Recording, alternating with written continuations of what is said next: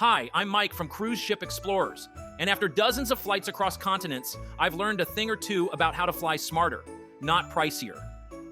So if you're tired of getting hit with hidden fees, booking regrets, and those sneaky airline upsells, stick around.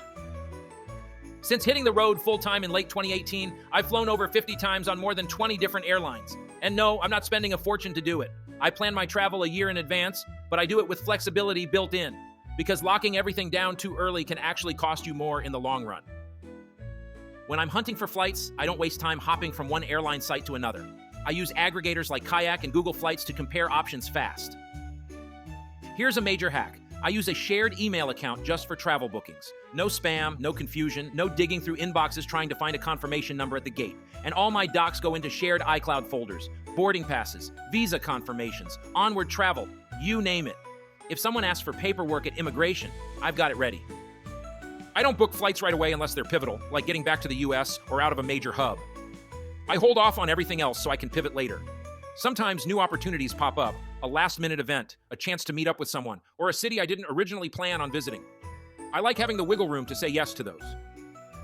I use alerts on flights I'm watching, but I'm not obsessive about finding the lowest price.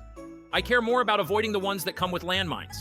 I always tick the box that includes carry-on luggage and seat selection, because those too good to be true fares usually are. One click and that $200 flight jumps to $450.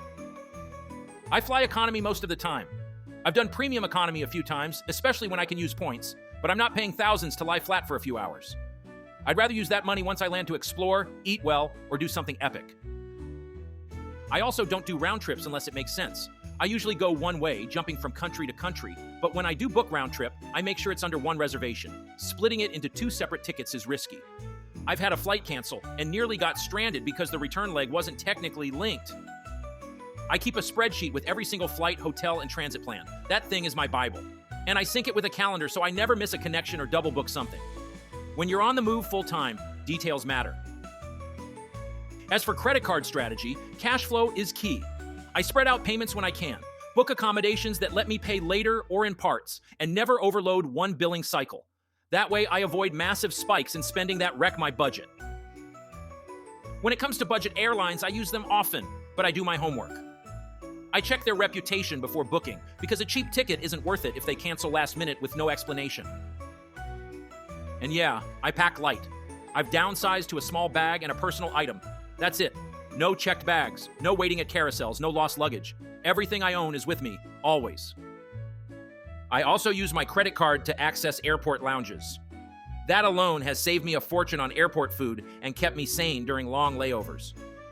Bottom line, flying doesn't have to be expensive. You just have to fly smart, skip the gimmicks, plan with flexibility, and be ready to pivot when the adventure calls.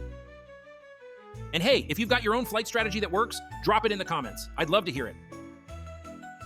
That's a wrap on today's video. If you enjoyed it, hit like, drop a comment, and subscribe so you never miss our latest cruise content. Love all things cruising?